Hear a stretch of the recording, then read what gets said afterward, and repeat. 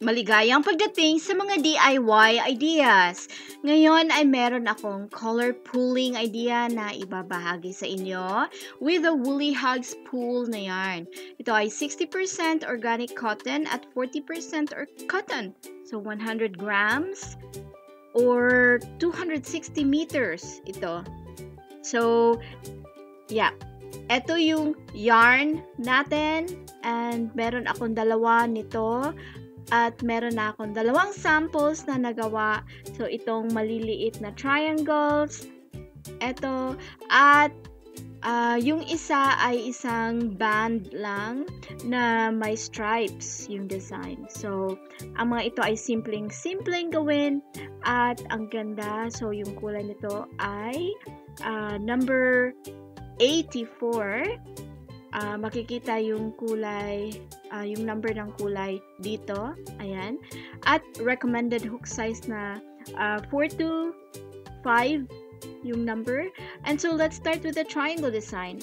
So, ang ginawa ko ay tinanggal ko yung ginawa ko kanina. Kaya, ganito itong yarn ko. And to start, ay kailangan natin gumawa ng magic ring. Ito yung paggawa ng magic ring. Tignan ninyong mabuti. At gagawa tayo ng 4 na chain stitches.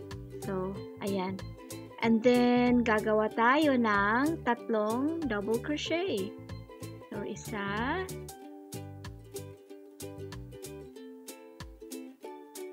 Dalawa. At 3. Ayan. Pagkatapos ay 3 chain stitches. Okay. Tapos, 3 uling double crochet.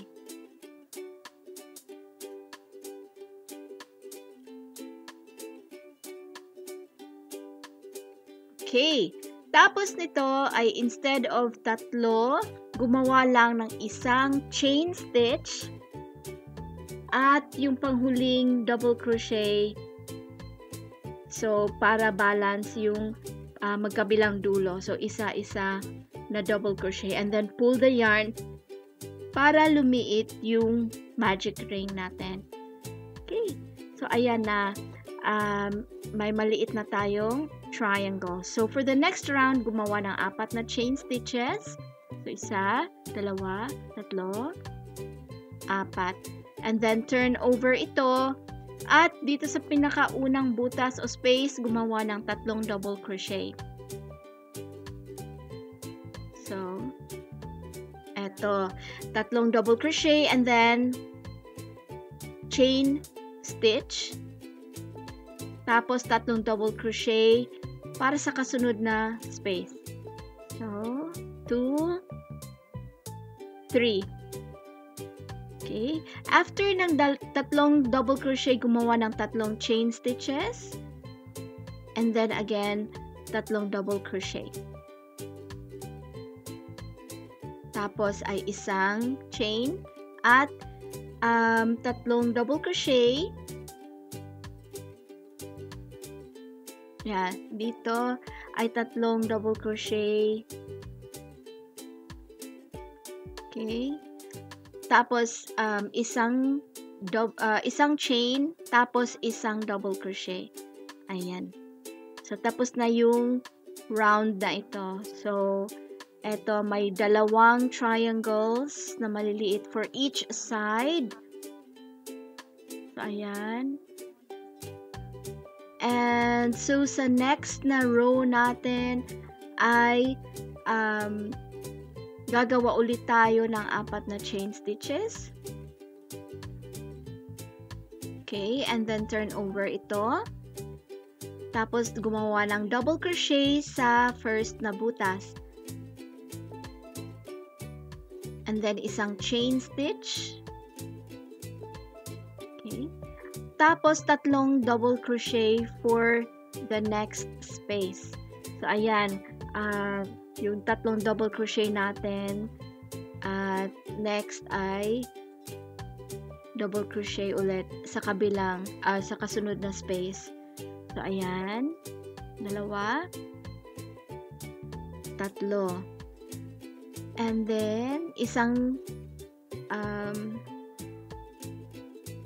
isang chain stitch lang, tapos tatlong double crochet, and then sa center gumawa ng tatlong chain stitches,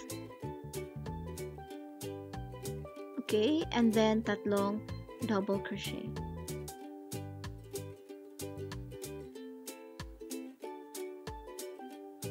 Tapos ay isang chain stitch at tatlong double crochet.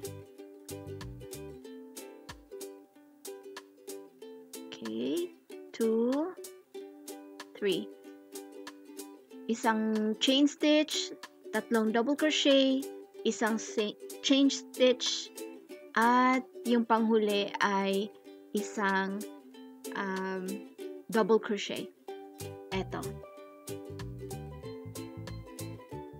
Okay, so eto na yung maliit na triangle natin. So for each side ay may tatlo itong maliliit na triangles. At eto na yung nagawa ko.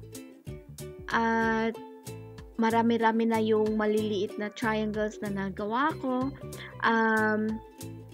Makikita natin yung pag-change ng kulay ng ating yarn. At ang bilis mag-change ng kulay nito. So talagang black na color yung isang maliit na triangle. Although paminsan-minsan nagmi-mix yung mga kulay. So meron itong dark blue, light blue, white at brown.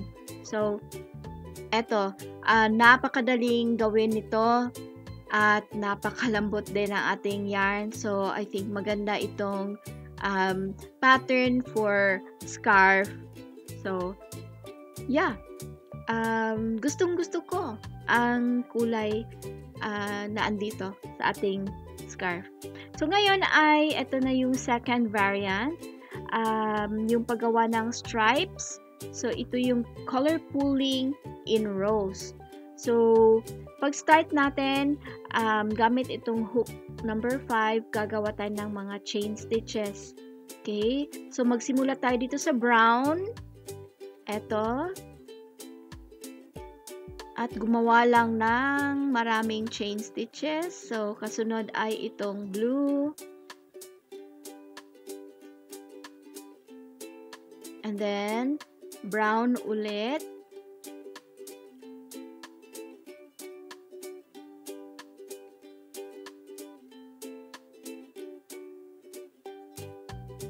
Okay, ito yung beige. And then, light blue. And then, yung beige ulit. Okay, so dito makikita ninyo yung ating chain na itong dark blue ay nasa gitna ng brown. Ayan. At itong light blue naman ay nasa gitna rin ng ating beige. So now, yung gagawin natin ay gagawa tayo ng stripes. So gaya nitong chain na nagawa natin. But since kasunod nitong beige ay brown ulit, so di na tama yung kulay pag gantsilyo natin pabalik. Okay, so yung gagawin natin ay tatanggalin ko yung mga few stitches galing dun sa light beige or beige hanggang sa middle ng ating light blue. So, then pabalik na yung pag-gantsilyo natin. So, eto, hanggang sa middle lang nitong light blue. At gagawa tayo ng ating single crochet. So, dito, magsi-single crochet tayo. Pabalik. Okay. Eto na.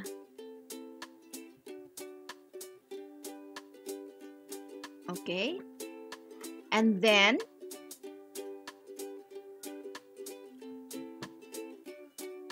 yung beige,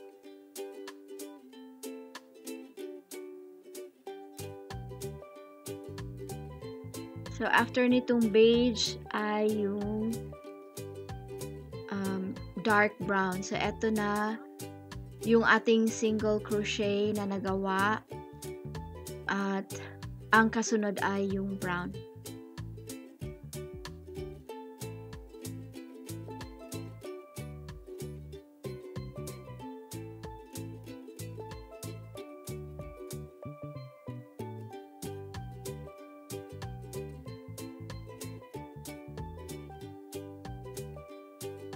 Okay, so dito yung kasunod ay blue.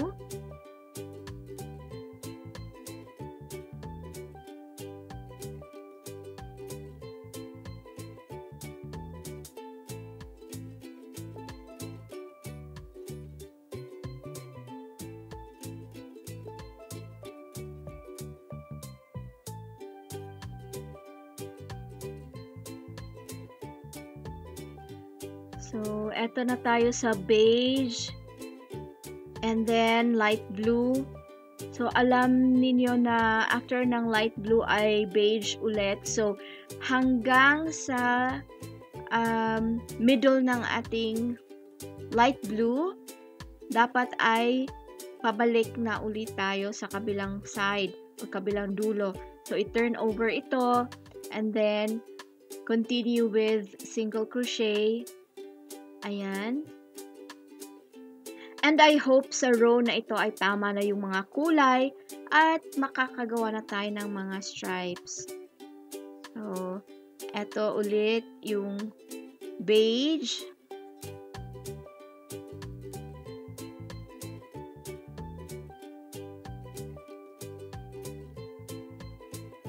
Tapos ay eto na yung brown.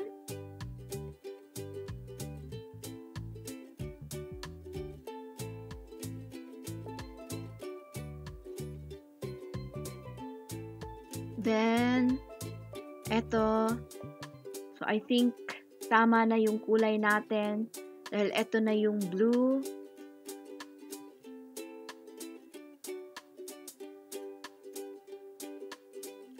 At eto yung brown ulit.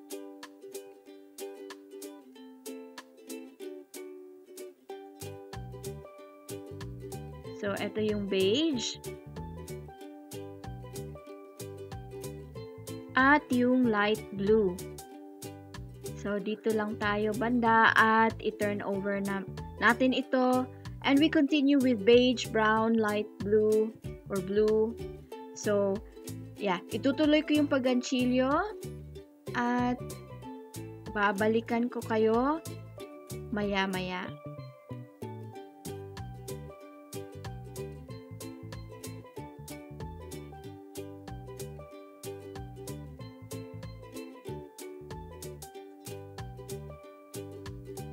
So, eto na yung ating striped band.